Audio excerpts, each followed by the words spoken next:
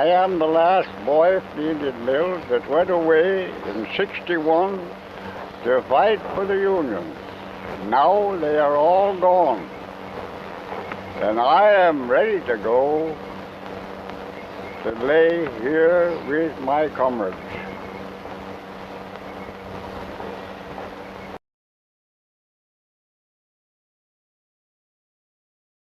I think because that.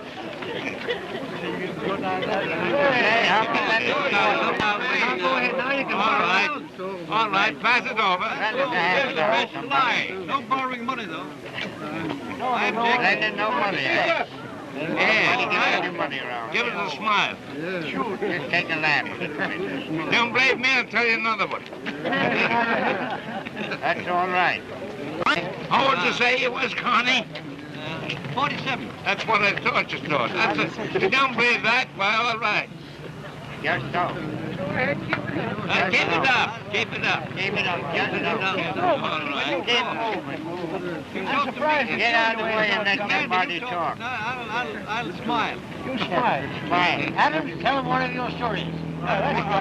Same way. Beat the Jews. That's all right. Wouldn't take my picture if I went. All right, come on. Tell your story. Come on. Tell the truth, that'll be about. Well, I know it, but now you boys, comrades, all had experience. I don't know whether you ever heard of this experience. I was on picket duty. Now, if that ain't the truth, I'll tell you another one. What are you doing? You're picking chickens? And a boy come along, and he wouldn't stop when I told him to, and I shot him. Next night, there was two fellas coming along on my hands and knees, and they wouldn't stop, and I shot the both of them. Then about 2 months afterwards, put on the same boat, but you wouldn't believe it, there was three fellas coming along. And you shot them? You shot a ball. Oh, no, hold on now. You got back to camp and put you on the fifth wheel. No, it wasn't that. They shot me.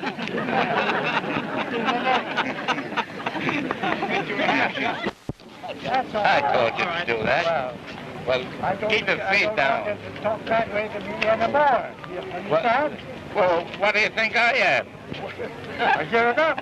I can't blame you. It's hard to guess. But I can tell what you are behind you. All right. They got to pay for me. That's all right, too. Talk? Yeah, go ahead. Boys and girls, 62 years ago, my Corps Commander, John A. Logan, issued an order that this 30th of May should be used as a Memorial Day in honor of the soldiers that fought during the Civil War. And every year since that, we have been observing this day.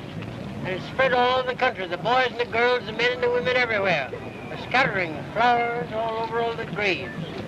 It began this morning when the sun rose, and it spread all over the United States.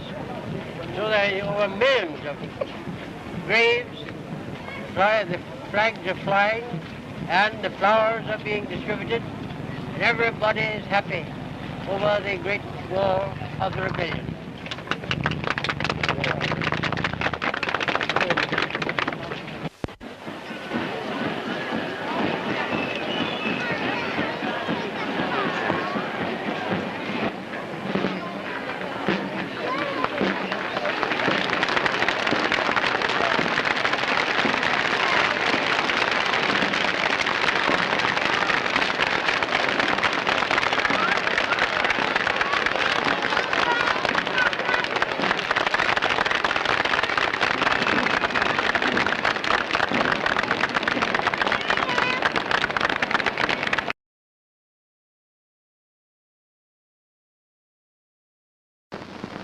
Tell me the story of General Robert E. Lee. The story of him? Did you say?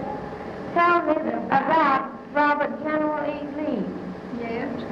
Well, he was there to inspect the ports, I say, and he just ran up to see us for a minute because the car was ready, the steamboat was ready to carry him on down to the ports below. And so he ran up to see us, and I told him I'd waited about an hour to see him. was brought up there to meet my friend and myself up in the Mills house where we were, and the boat was waiting for him. He had no time, and I told him I'd waited about an hour to see him, and he said, well, I would have been glad to have waited longer than that, several hours later, if I had met you. And so something like that. He had a glorious personality. You felt it was pleasing from the very first, when you first met him. He was remarkable and pleasant man every way. And tell me about the start of the Civil War at Fort Sumter. Well, that was when the Star of the West was sent out to Brooklyn Navy Yard to reinforce Anderson, who was a United States officer that had charge of the head of Sumter. And when found that, Anderson thought it was his duty, of course, to hold it. And our boys thought it was their duty to take it before the Star of the West got down there with the reinforcements. Keep a sharp lookout. That was the first bugle note. And I had that, and I gave it to the Atlanta Library. Afterwards, I looked at it. I saw several things about it like that. And I said, well, I've got the very first note of the war. And on that. Weren't you the bride of a Confederate officer? I certainly was. He had to get permission to come back to where I had gone back home. I'd been spending the winter there with a cousin at Mill's house. In fact, a great friend of his, where he met me. And he had to come and get permission to come away from Marsh Island to come up home to be married on his birthday. And we came straight back. Back to where? Yes. Back to where? After where? Back to where? Back to Charleston. Straight back. He had to go straight back to the fort as he could go. He had just got permission. Weren't you visiting at Charleston? No, I was a bride there. That was my home then. My husband was raised there, and he graduated the Citadel there, and had charge of those big military companies there, some of them all his life. He didn't know it. He was one of the best drill officers there was. And that's the reason he had a good place, you understand, in the early part of it. Was the first shot rifles or cannons? Cannons, all I never saw and heard in a rifle store. Guns were too little for a time like that. Cannons, nothing else but cannons. Were there big shells breaking over Fort Sumter? He went through it, broke down the flag staff, and I had a great piece of it. My husband brought me. They just knocked Sumter to pieces. Didn't ask him any questions, no. At last he had to give up. And when he did, then Marsh Island troops then just flew over there. They had to put up a line of them right over them. And they flew over there and went in and took what they wanted, at least in the little things like a piece of flagstaff. I had a piece this long of it. Just shattered it. I'm not talking that now for record. I'm just talking the truth. What happened?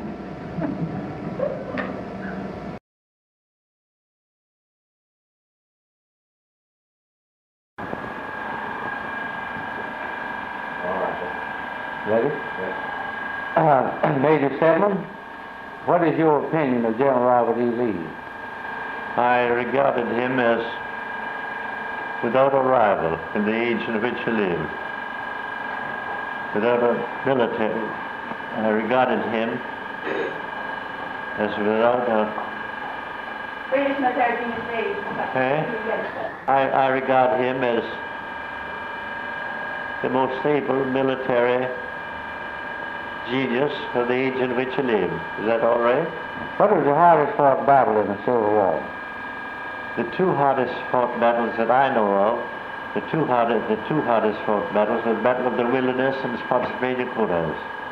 Difficult to say which was the hardest fought battle. The Wilderness and Spotsylvania Courthouse were the two hardest fought battles as I regarded them.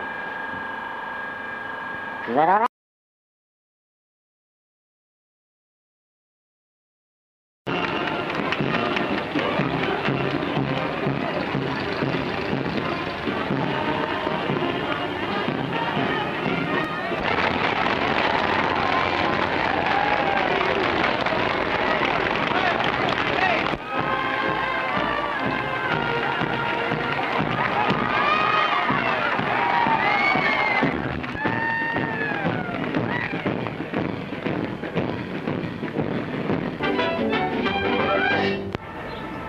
Comrades, the honor that you've conferred is the privilege and pleasure of a lifetime.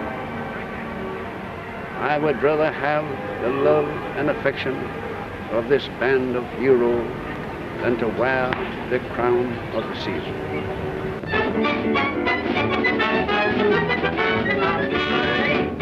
Be trying to renew and rebellion there. Yes, more people here, and they're treating us just like. And did you ever see as many pretty girls? No, I never did. You hear that there pretty woman talking up there and bagging on the old soldier? I wanted to hug her. Oh, but I couldn't get to her. Why didn't you tell her to hold on that you wanted to have a word with her? Well, next time I see her, I'll fix it all up. All right. I'm going to hunt her up too this evening. She may be up here this evening. Well, she'll be here. But your girl is gone, you won't get to see her. No. What are you going to do about it? I'll hunt another one. I don't think you'll find another as crazy as that one. Oh, I might improve on that. You don't know.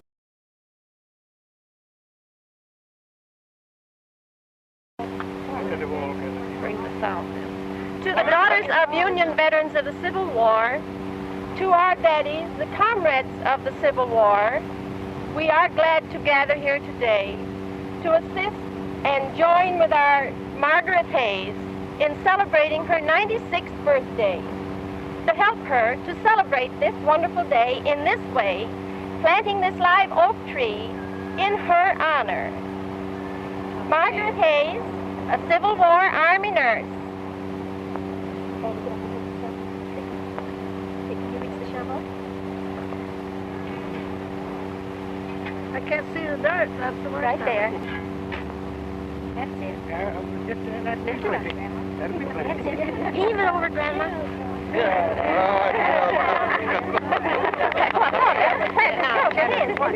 All right, Andy. Go ahead. All right, Andy. Why, friends, you want to know when I joined the Army. It was the 17th of February, 1863. Can you hear? Yes, go ahead. That I volunteered and was sent to Memphis, Tennessee, into one of the largest hospitals in the city, where I served for 2 years steady. I went home twice on a furlough, but came back again and was in the same place until I was transferred to the Gayosa Hospital. I was in the Adams Hospital at first. He was there when General Forrest made his raid. Then I was transferred in the beginning of '65. I was transferred to the Gayosa Hospital in Memphis and served there the rest of the war till the war closed a little bit afterwards.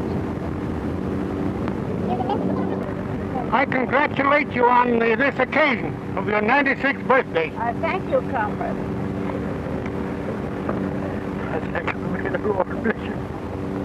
Thank you, comrade. I congratulate Miss Hayes on your 96th birthday, and I hope to celebrate your 100th birthday here.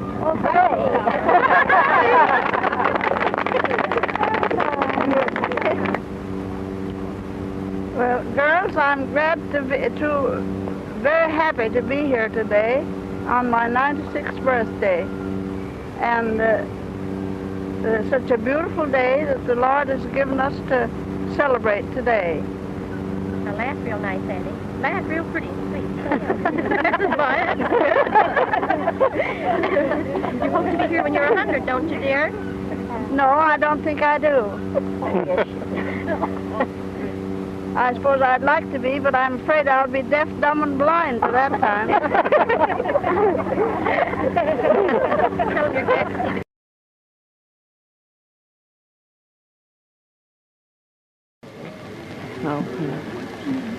I want to pin this medal on you, Margaret. Oh, understand? Francis Bisco, I understand you're 100 years old. Yes, I'm 106 months. Our friend, This is a very... Mother asked me how long I was going to stay. I can't see what we're going to do. Who has my money? Sure. No, they needed me just as much the last day as they did the first, and I couldn't. Well, that is it. As long as I was in the use, I couldn't stop, couldn't quit.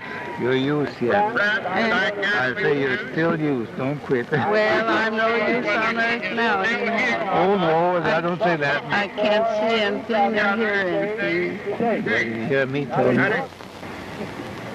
On behalf of my comrades and myself, I welcome this moment. Ladies and gentlemen,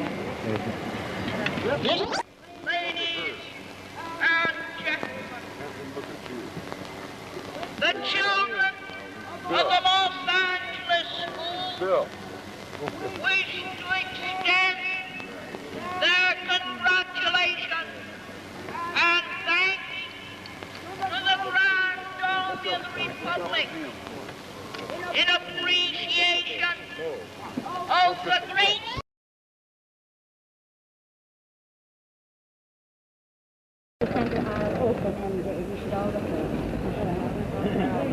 Now here he is. And they're going to take a picture of him.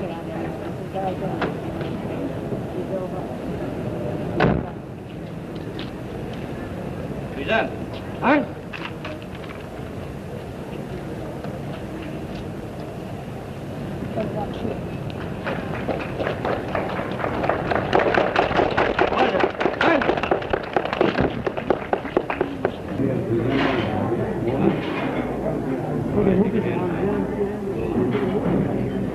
The First National Bank of Stillwater, Minnesota has been custodian of this bottle of wine since its presentation to this club July 21st, 1986.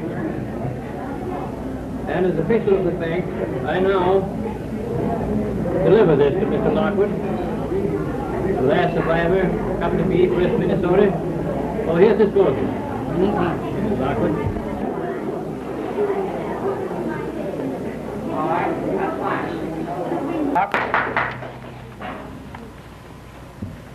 Thank you. Charlie, here's a letter from Mrs. McClure. To the last To be delivered over to the library. And you are handed to Mr. Lockwood. Step in a little bit, Mr. Mayor, please, order the table. Thank you. And guests of the Last Man's Club. It gives me great pleasure to bring you officially the greeting of all of the people of the city of Stillwater. Stillwater is always held in the deepest reverence and with the most loving thoughts its soldier population. At the last regular session of our city council, we adopted the following resolution, which I want to read for you and which I want to present to you and have you preserve.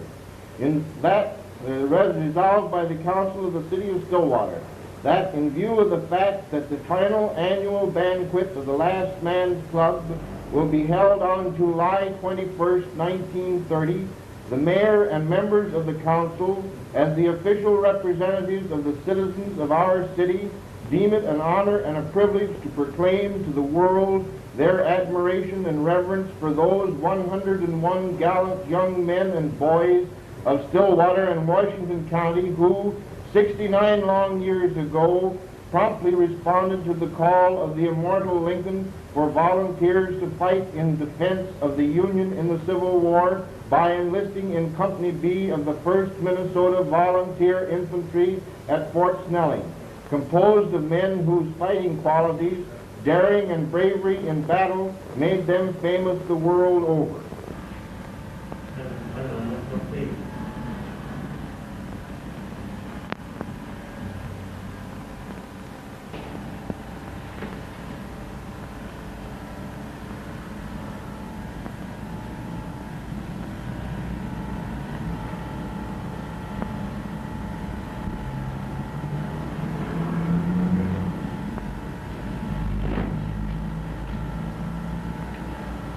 I hear no answer to my call. The glasses stand filled to the brim. From out the sky upon the wall, no shadow falls of face or limb. Turn out the lights, the feast is over. No answer to my call comes. I stand beside the fast-closed door. My pulse beats like a muffled drum. The campfire smolders, ashes fall. The clouds are black athwart the sky. No tap of drum, no bugle call. My comrades all goodbye.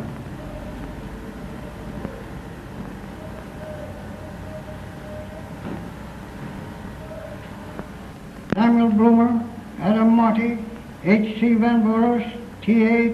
Tanner, Howell McIntyre, A.A. Kaplan, George McNeil, John S. May, William Tersh, George A. Oliver, William A. Morgan, R.G. Blanchard, A.C. Hospice, F.L. McCusick, Andrew Peterson, John P. Schroenbach, James Clary, Albert Caplaza, Jacob Gunson, Pat Palmhee, William A. Morgan, R.G. Blanchard, A.C. Hospice, F.L. McCusick, Andrew Peterson, John P. Schroenbach, James Clary, Albert Caplaza, Jacob Gunsman, Pat Palmhee, W.H. Clucker, Oscar Van Cooster, Sam Johnson, Henry Codman, Edward A. Stevens, W.F. Schroeder, Morris A. Hart, A.H. Tippolo, Emil Graff, John S. Goff, William M. May, Samuel Bloomer, Adam Marty,